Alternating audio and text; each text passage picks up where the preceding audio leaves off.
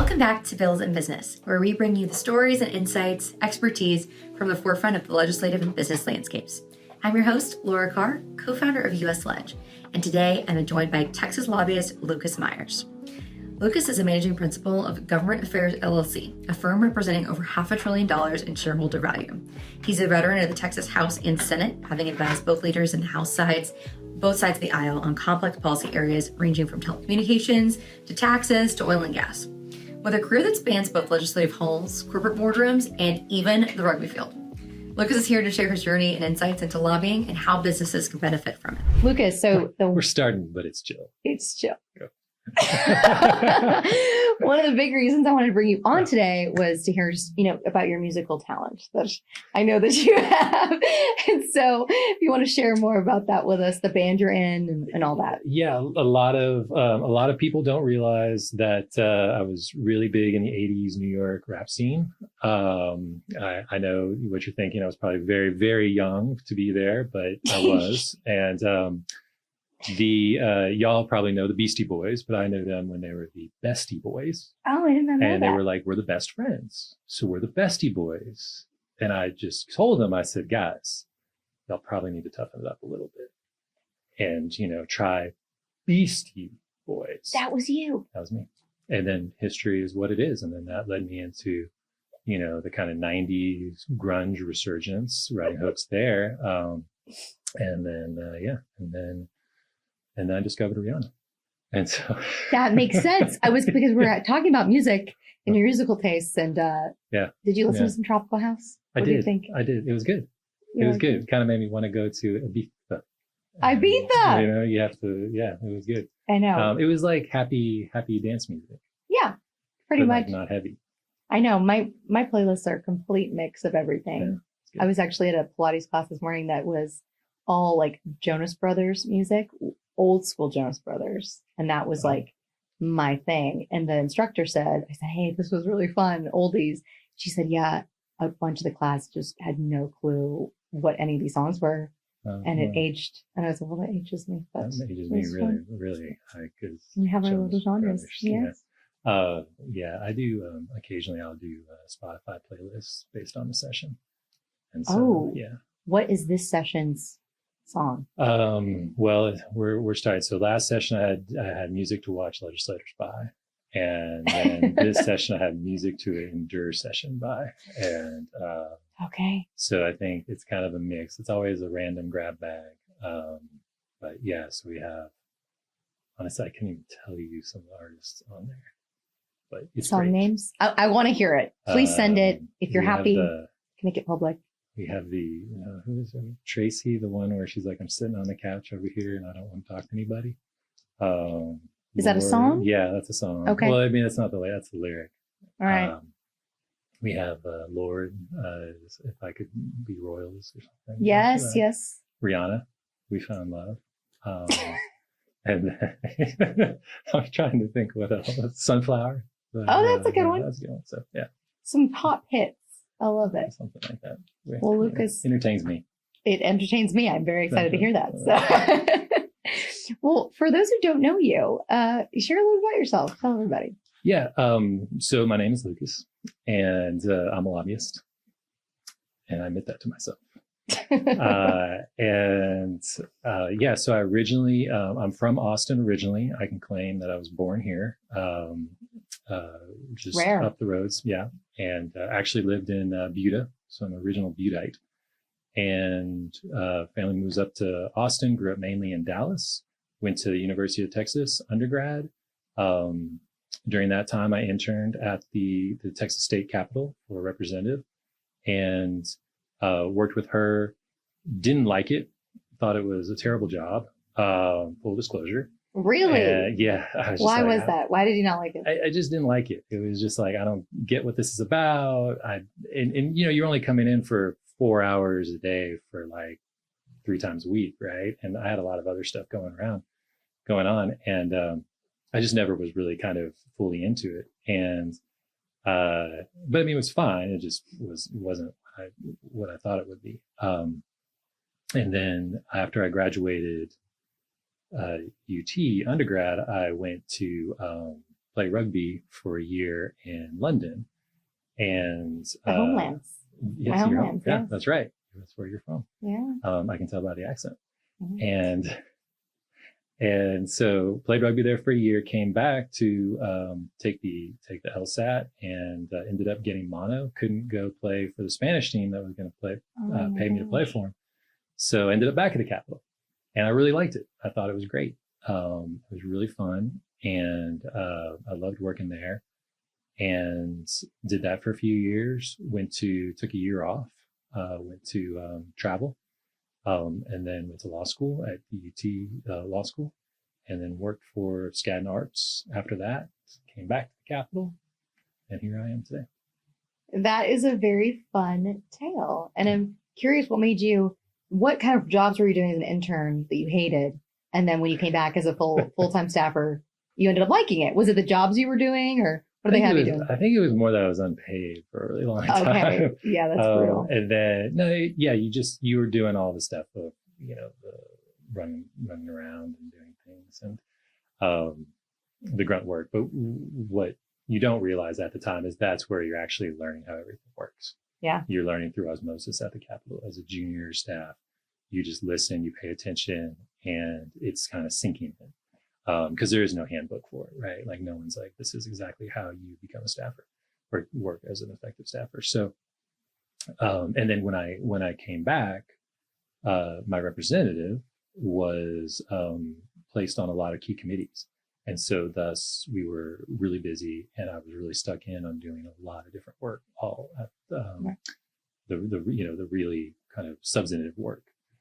So it was nice to see like where all of a sudden you work on something, and then that $10 million goes to the thing it needs to go to, or whatever. Right. So, did you always, after that experience, like that's when you decided you were going to go into lobbying, or when did you know you wanted to lobby?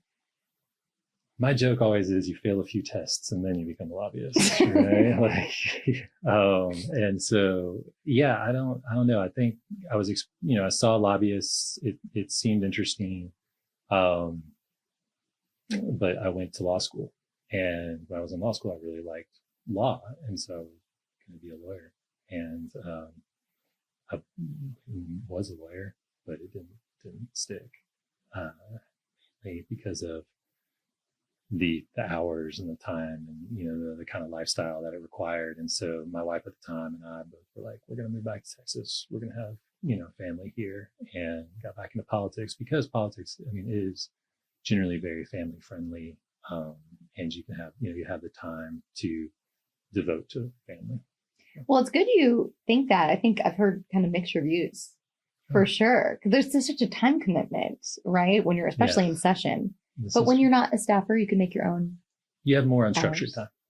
That makes sense. Yeah. When you work for yourself, right, and you run your own business, then you have that time. So, well, some things I wanted to get in questions with you today were more about, what actually is lobbying. We have a variety of listeners, and I think sometimes that can be misinterpreted or not understand what that actually means. Yeah. So, in your view, what is lobbying? It's great. That is my viewpoint on lobbying, and we can probably end the podcast now. Government relations, governmental consulting, government affairs, it goes by a lot of different names, but ultimately at the end of the day, it's lobbying. And lobbying is trying to influence the legislative process for certain outcomes, right? And some people have a very low estimation of lobbyists, and other people don't have an opinion. Most people usually do have an opinion on it.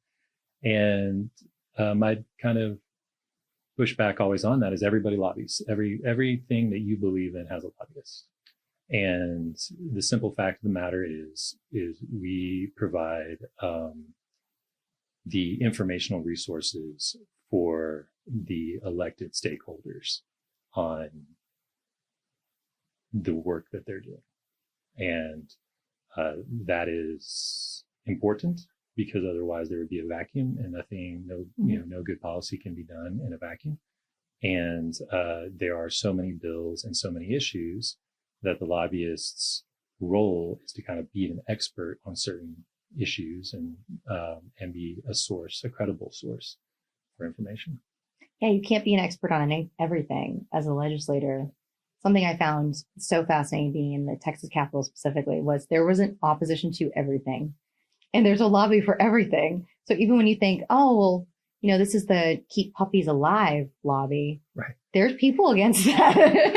Somewhere somebody had an opinion on it and they hired or, they're there expressing it. Yeah. Right. Yeah. And so there's good, there's bad, there's right. a lot of in the middle. Why do you think people do have a misconception of lobbying?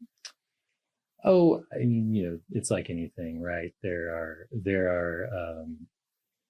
pop culture portrayals of lobbyists, right?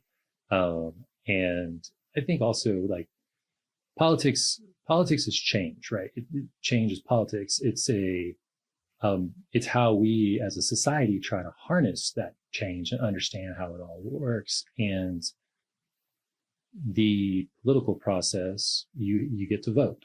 And then you have these elected members, the elected representatives go and do their thing. And I think a lot of people can feel very disconnected from that point of voting to what actually is produced or, what is passed or whatever you want to call it. And so that kind of feeling of I don't have control over that and somebody else maybe has control can make people kind of feel that they're not, that can make them uncomfortable. Sure. Well, someone recently asked me about how lobbying and campaigns work together.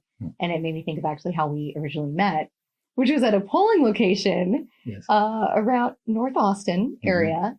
Mm-hmm. And we both were kind of undercover lobbyists at the time. And we're sussing each other out. We didn't want to go too deep into what we were doing. And I was like, oh, I work in Austin. He said, so do I.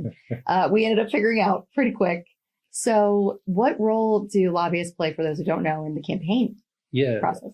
Yes, we did. I remember we both were first trying to figure out, were you, like, wait, are you for who? Okay, we both have the same sign. That's good. We're like, okay, that's a good first step. We're good there. Your question was, lobbying campaigns. It's varied, right? I mean, you and I were, I think you were a lobbyist at the time, correct? Oh, that's nice. And we were volunteering at a polling station. There is the kind of the volunteering aspect of it. There is also the kind of for lack of a better word, the kind of campaign strategy side of it with our clients. And it's interesting. You'll maybe hear me today talk about it, but I can go in the weeds on research and stuff. And there was a study I was looking at that was seeking to try to figure out, like, if you're going to lobby, what do you do? Or if you're going to have a governmental relations strategy, do you do campaign? Do you do political action committee checks? Do you do PAC checks? Do you lobby? What do do you hire right away? I mean, do you hire only for like the session for whatever, or do you have a long-term extended relationship? And the takeaway from these academics was the best government relations strategy is you have a lobbyist and you contribute to campaigns. Like there's, you make your voice heard that way, and it's a long-term strategy.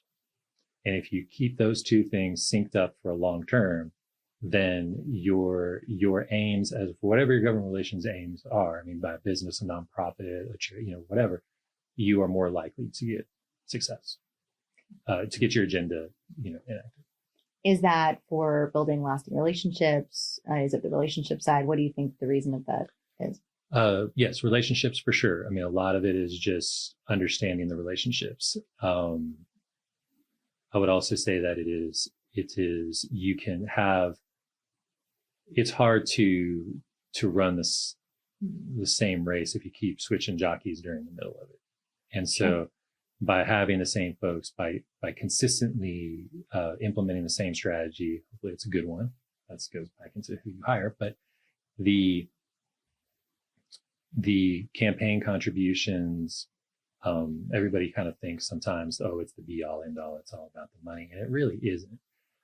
The campaign contributions are kind of like, that's not it's like trying to say like you can stir your cereal with a spoon, but the spoon isn't the recipe for cereal or whatever, soup or whatever. Love the analogy. Right? Yeah. So like think of there's an overall recipe. The spoon is just part of it, and that's part of what campaign contributions are. And so to kind of circle back to the beginning of your question, why is that? It's because if you're only concentrating on PAC contributions or you're only concentrating on lobbying in the state legislature, then you're not taking the full recipe.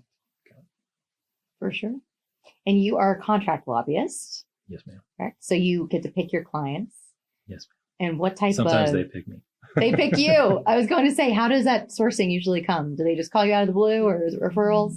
Referrals, word of mouth, usually. And there's multiple... podcasts. There we go. Shout out, Lucas. What's your website? GovernmentAffairs.LLC.com. There you go. There you go. I love it. Anyone's looking for a contract lobbyist. So you're called a hired gun, essentially. Yeah, that's what they say. And why is that? Well, because we work for the things that you want us to work for. And so now, if you do go to my website, you'll see, and this is actually what I believe in, is that I like to do work that benefits economically all Texans. Right? And so there are certain issues I tend to stay away from. If we don't have to talk about those, but those are just the ones I stay away from, because I do think that having kind of aligning your values with what you do allows you to keep doing what you do and be happy about it. Right? People can read through, the fake, the phony, and especially if you're building these long-term relationships, they're going to go, really? I mean, if you go in and start lobbying for something pretty off the wall, they're going to be like, come on, I don't know. Yeah, like I know you. Yeah. We've known each other for 20 years. Like kind of this is BS, what you're telling me, right? And so as a lobbyist, you try to maintain your credibility at all times. I mean, that's your number one asset. For sure. What other types of lobbyists are there? Well, there's the in-house GR, corporate lobbyists. There's your association lobbyists. They're your lawyer lobbyists, and then they're your like law firm lobbyists. And then you go back down to kind of your hired gun and your contract lobbyists. And I think everyone has a different role and expertise, and kind of it's your hired guns tend to be very local based, right? Not always, but. And then your corporate GR person may be in charge of 27 states. Right. So.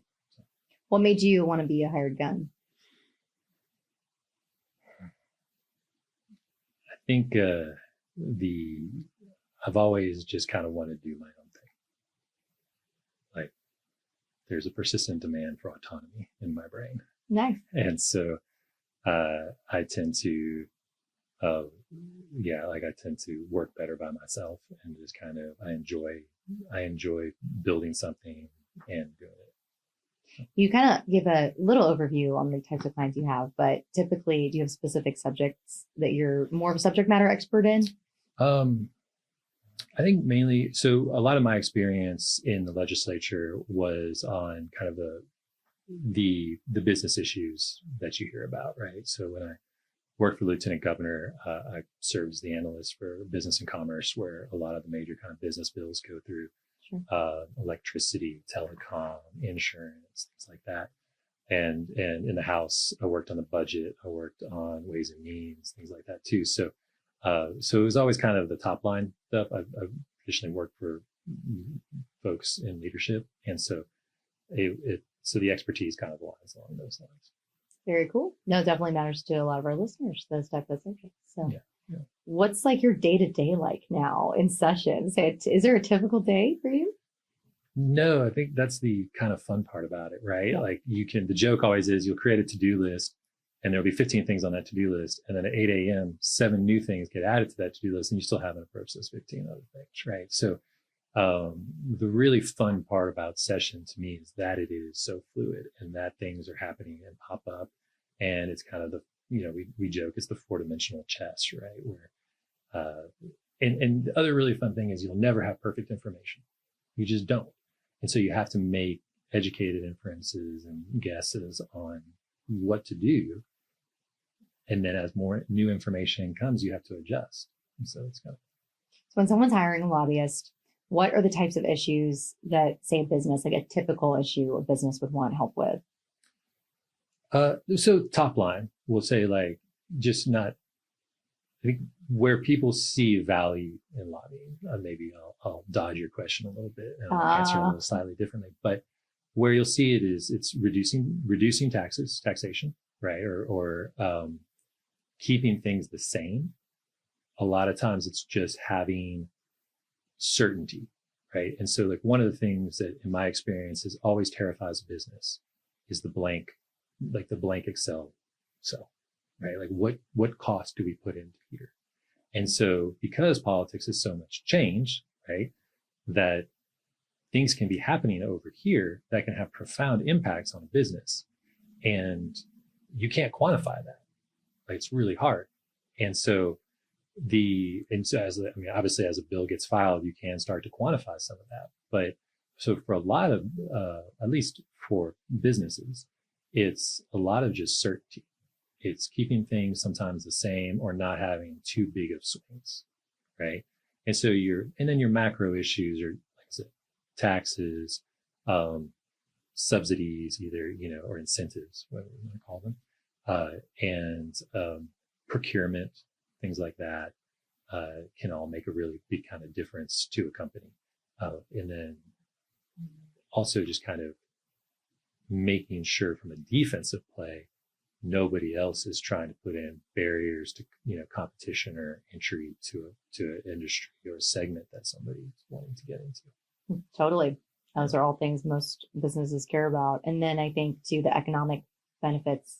You want to dive into that a little because there's definitely some economic benefits to lobbying. Yeah, and again, going back into into the weeds research, it's funny because the academics I think if you're a lobbyist, if you're around the game, you understand the economic benefits of lobbying. But if you're not necessarily in the governmental space, it can kind of seem opaque. And so you see these academics try to put together like, okay, well, how do we create an objective measure of what lobbying can bring to a company, right? And I kind of talked about before, if you have this kind of whole strategy of campaign involvement and lobbying, then you can see these kind of positive returns. And so they tried to look at what are the positive returns. And it was the average return, net return for a company that their statistical analysis found it was 1.4% more if you lobby. And if you didn't lobby, it was negative 2.5%, so 2.4%. So there was a significant swing, right, on those who didn't have an industry that didn't lobby and those that did. And so there are these kind of general economic benefits of lobbying. And then there is another one that looked at just one piece of legislation at the federal level. And they found that for every dollar spent lobbying, the industry that was the businesses, this is actually all corporate, it dealt with the offshore reshoring of tax revenue, but it was for every dollar spent, they got $220 back. How interesting. So like, I don't know, 22,000% return, wow. Which is probably better than a lot of our internal ROIs, but I could be wrong because, No, you got some stats right there. And you also mentioned the procurement opportunities, reduce competition. Do you have any examples, real world examples for those? Well, I mean, I think just generally, governments have large budgets, right? They have budgets and they spend money on things. And so there are many folks who want to be part of that procurement, right? To do that. And for reducing competition, I mean, I think trying to think of a good example of one. When I was a staffer, they called them vendor bills. Oh, yes, the vendor bill. Yes. And I would never know which company they were with. And then I would, laugh after. It just changed the one word in this bill. Right. And just this one word. Yeah. Those exist. Usually, sure. As you said, the vendor bill, it's kind of said with a inflection in the voice saying it's not a good thing. Yes, right? Typically has a bad rap. For it's sure. Typically a way to make sure the bill dies. Yes, so, everyone essentially a vendor is doing this, but there's definitely ones that are more specific than others. Yeah, it depends. For sure. So are there the companies that typically want to lobby? I think there's a misconception that it's always big corporations. Do you notice there's more like nonprofits, charities, mid-level companies? What do you see? I mean, nonprofits, large corporations certainly do. But I think you could go through, I mean, in Texas, you have to register who you lobby for, and you'll see a bunch of companies you've never heard of. I mean, there's definitely the Fortune 500s, but then there are those middle market companies that are out there getting a foothold. And personally, I think that's something if I had a middle market company, that is where I would start to look at is the benefits from hiring lobbyists. Absolutely. Yeah, when you're in it, you see more value in how it applies to everything. Yeah, and if you're a company making revenue of $50-100 million a year, and a new procurement contract of $2 million, $10 million, that's a significant percentage of new revenue. If you can protect your business from if you are a disruptor or whatever we call them these days, right? And you're trying to insert yourself into established business, again, it's you're helping to protect yourself as you grow. And then the large companies, obviously they have, I represent over $500 billion in shareholder value. So, I mean, these are sophisticated companies that recognize the benefit of lobbying. What do you see involvement of private equity and their usage of lobbying and how that can help protect their interests? Yeah. So I'm glad you asked. It's so cool. I love that. Yeah. No, it's interesting because you have now so many venture capital and private equity funds out there, right? And you have a massive amount of capital under investment. And from personally, what I see is you may be a private equity fund manager, right? And you have a portfolio of 50 companies or 30 companies, right? And some of those companies may have no GR internal structure. Some of them may, and they're all disconnected. And so you may have a portfolio that all has natural synergies, right? Or collections of funds that have synergies with each other, but there's no connection from the government affairs angle. And then at the same time too, you're a private equity or venture capital fund, and you are a potential target, right, for legislation. And so you want to make sure that you can continue to do your private equity or venture capital thing. And you want to be able to sync up because of these, raindrops become oceans, right? So like if you can make 1% here more, 1% here more, 1% over 50 companies, 30 companies, 20 companies, well, all of a sudden your bottom line return is a lot different, right? And so I think there's folks leaving money on the table and leaving returns on the table, really, that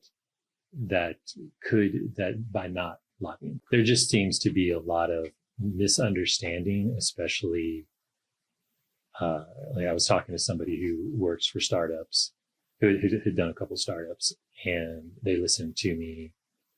They were just kind of around, and they heard kind of the conversations, not that I was having, but just kind of talking about government relations stuff. And she said, yeah, gosh, I kind of finally understand what it is you do. Like we should have used our lobbyists better when we were doing our startup, because we just didn't understand what they were talking about. And it's like, yeah, that's kind of what we do. But, and that is what got me thinking. It's like, oh man, like I watch these, and like I was doing a bunch of fund research, and you look at it and you're like, oh, well, you have this portfolio. And you have these fund companies, and this company could be doing this to help this company from a political standpoint, but they may not be talking. Totally. And that has to happen at the fund, right? Like the fund has to see the value of it, and then coordinate all of that.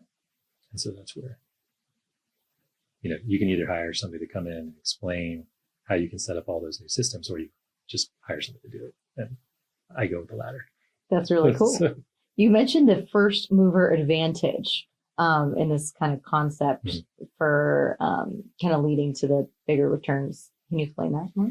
Yeah. So let's go again, going back to kind of these studies that look at kind of quantifying some of the returns that can happen or the benefits of it, economic benefits of lobbying. That if you are in a market segment that does not traditionally lobby or have a political presence, and you start to engage the process, you have outsized returns. I forget the numbers, but they were significant. And the logic kind of being, you don't have anything else that you have to worry about, right? There's no other person in your industry that's going to come in and like say, you have to negotiate with, right? It's just, you're just able to kind of help advise on how things should go. And that can be very beneficial to you. We'll have to chat offline, but have you advised for startups before? Maybe. We'll chat, definitely. What do you say? I know there's some secret sauce to lobbying. Everybody's got their, everybody's very friendly, but they have their, their trade secrets. So for companies new to lobbying, what kind of first step would you be advising them to create a good government relations strategy? Well, you should hire a lobbyist. Step one. You have to also, I think really the very first step, if you're a company looking to get into the governmental relations space, is you have to realize culturally that you're doing this and it's a long-term commitment. It will provide benefits to your company, and you have to have some patience. Many times you'll see a company who will have an entire GR department because all of their competitors do.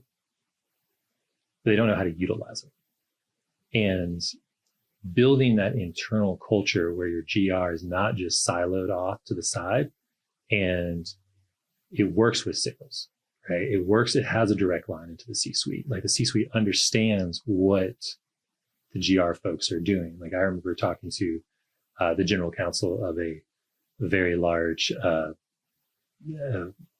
investment fund, and when I was a lawyer, and he goes, "Oh yeah, lobbying. Like I remember those guys. We had a line item in the budget. And I never understood what they did, but every couple of years we really needed them." I said, "Yeah, that's right." But he looked at it as more of a form of insurance, right? And I think sometimes a lot of folks sometimes do. Like these are these folks that we hire, and then sometimes something happens and we have to call them.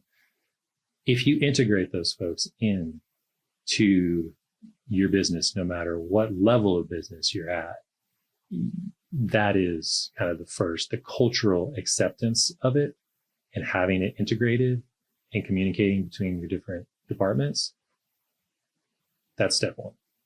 I always found it so fascinating when I was lobbying that people would say, "Oh, can we do a session only contract?" And that is just, there's not going to be enough value in that at all for them because you're not working on it in the entire interim, which is when you're really building their reputation, your relationships, and you can actually be sowing the seed of the legislation you've passed or not. And I saw that as such a missed opportunity for people, just misunderstanding how it works. Do you think the same? Yes. The interim, and in Texas, we have we have session once every 2 years for 140 days. And the rest of the time, maybe special sessions, but Sure. They have interim hearings and things like that. But as a lobbyist one time told me, the interim is where you kill and you pass all the legislation. That's where you lay the groundwork. That's where the work gets done. And so yes, I agree with you. The session only contract is the thing, but having that long-term commitment over multiple years really allows the value to be realized. Why do you think targeting state and local lobbying efforts is more important sometimes and leads to greater outcomes than federal lobbying? Short answer, because you can actually get stuff done. The bills will pass. Legislation, will move. I don't think any of your listeners are shocked to hear that sometimes nothing happens at the federal level, or there can be some frustration at the federal level over gridlock. And I mean, but at the end of the day, when you're dealing with, is it 435 Congress folks and 100, on the Senate side, it's just harder. I mean, you could put 400 people in a room and ask them if they like ice cream, right? And you're not going to come up with a consensus. And Sure. so as kind of there became more gridlock at the federal level, about 15 years ago, what you started to see was folks starting to turn their attention to state lobbying and some local lobbying as well, but mainly the states. And it kind of makes sense because when you look at kind of this, the states in the union, right? You have California is the top GDP, Texas, New York, and then Florida. And those 4 states combined would be the 3rd largest country in the world, behind US and China from GDP perspective. So if you're passing legislation in those 4 states, well, you're at, that's a $10 trillion GDP you're acting in. And so there is a benefit again to shifting from the federal, where there are more folks. In Texas, we have 150 state representatives and 31 senators, and there's less people.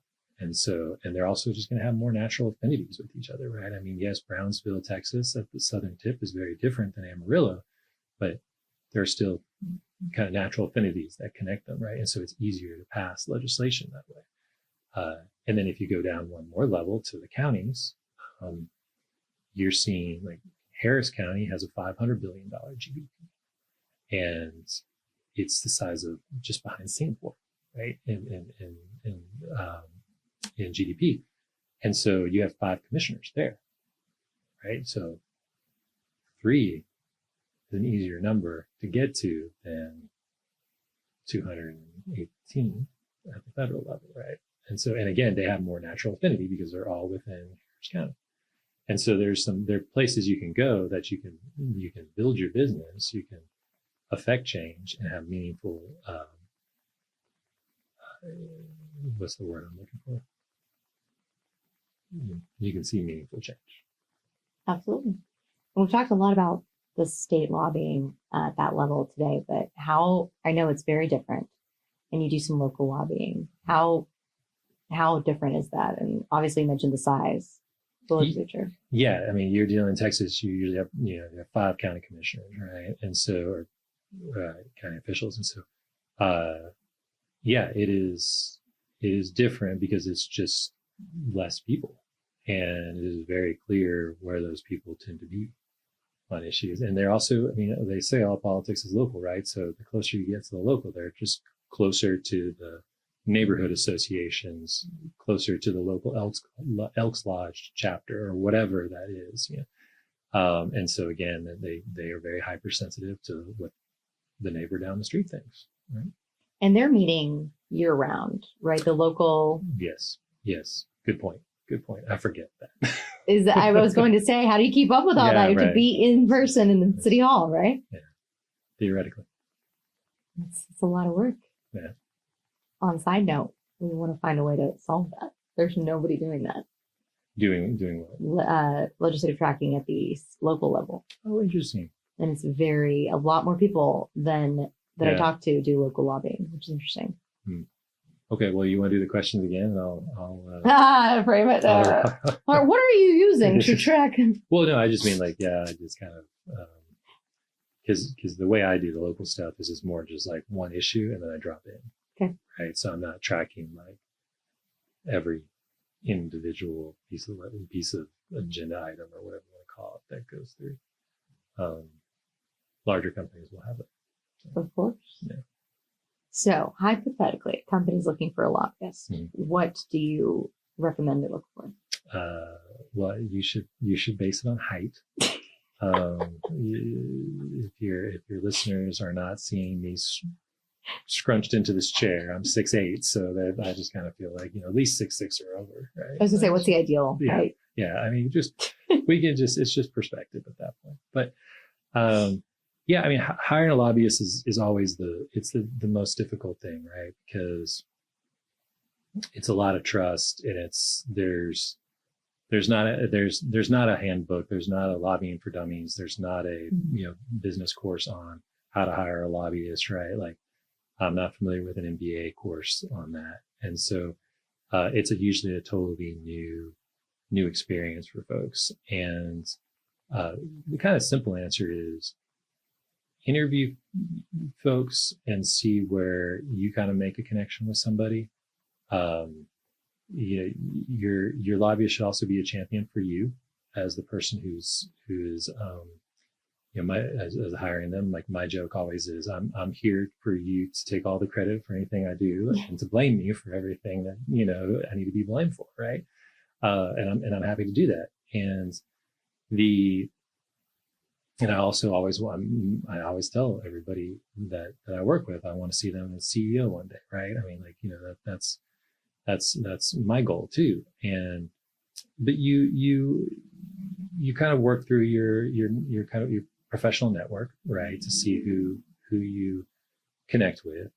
And it depends on your issue as well. Like, whether are you is there a specific piece of legislation that you have concerns with? Is there a specific piece of legislation you're seeking to pass? And are you looking to do something more long-term, short-term, things like that? That's very cool. And I will also add, I think, kind of one of the things you should look for is kind of, is that person good at strategy? Because relationships come and go, people change, and again, going back to politics, it's always changing. And so having somebody that's working for you that kind of understands legislative strategy and can help you implement that will be beneficial.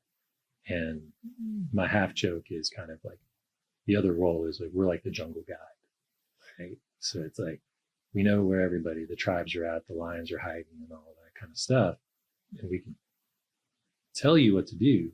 You may do everything right, but at the end of the day, you may still get bitten by a snake and die. Like, that's a great analogy.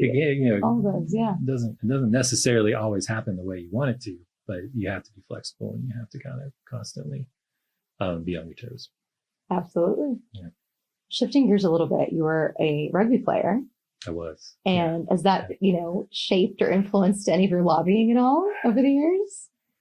Yeah. One of my clients one time told me, they just looked at me and they said, "You handle stress differently than most normal humans." And I said, "Yeah, I guess I do." And, I think with rugby, it's nothing over there in the legislature can be worse than what was done to me on a rugby field. And so, I have been stepped on, broken literally multiple times, and I think it just keeps rugby is about moving that ball forward no matter what. And I think that's lobbying too, is that you just, when the door closes, you go try to find another door. You try to sneak in through the window. Maybe the chimney works, right? Whatever it is, you just keep pushing forward, and until the bell rings, right? Until the session's in. And I think that's what rugby taught me, right? I mean, that is ultimately what I did. So. I love it. Yeah, we have in our company, a kind of motto, mission, which is ride the tiger. Oh, yeah. And nice. That is part of our interview process. You have to, it essentially means you hold on for dear life. It's going to be a bumpy ride, but you just got to, true grit and resilience to get through it. Yeah. And so I definitely think sports do a lot of that. And we were talking before this about, most C-level executives or CEOs are in some kind of sport or thing like that. I saw a stat today about most female CEOs, I think 70% were in some sport. Wow. Yeah. So.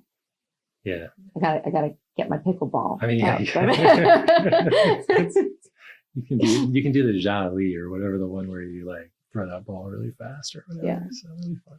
I was a competitive swimmer in high school, but well, there you go. I didn't want to get my hair wet. How sad is that? That makes swimming difficult. It does. Because you do it every morning, and it's very frustrating. But now, I'm more into the Pilates and stuff now. Yeah. Well, can you just do it really bad, like stroke?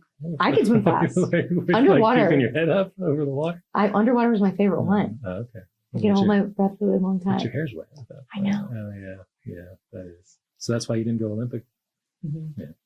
No. My dad was a pretty good swimmer. He almost tried for the Olympics, but he didn't want to quit drinking beer. No joke. Oh, interesting. So he had a different reason. But that's a true story. Yeah. Huh. Yeah. What's your routine in session?